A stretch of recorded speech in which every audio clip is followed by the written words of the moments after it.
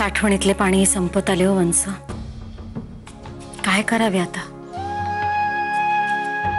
अण्णा आणि केशव पाण्याची काही सोय होती का बघायला शेजारच्या गावात तळेकाठी गेलेत.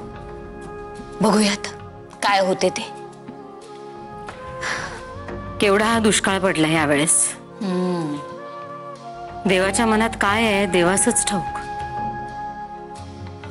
सागरेश्वरा, हाल होत आहेत रे लोकांचे. गुरेढोरेही मरू लागलेत. तरी बरे दाजी शिकावयास मुंबईस गेलाय ते. निदान तो तरी या हाल अपेष्टातून वाचला.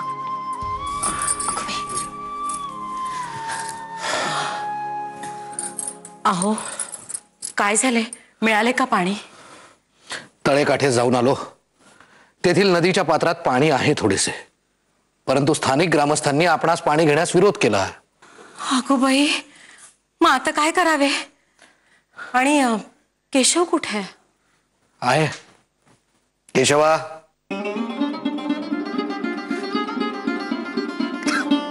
अगं बाई, यास रडावयास काय झाले?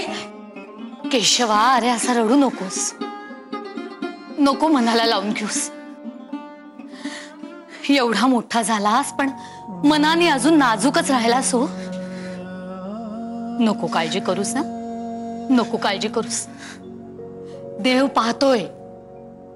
त्यांनी जन्माला घातले ना आपणास, मग आपल्या अन्न पाण्याची काळजी असणारच त्यास.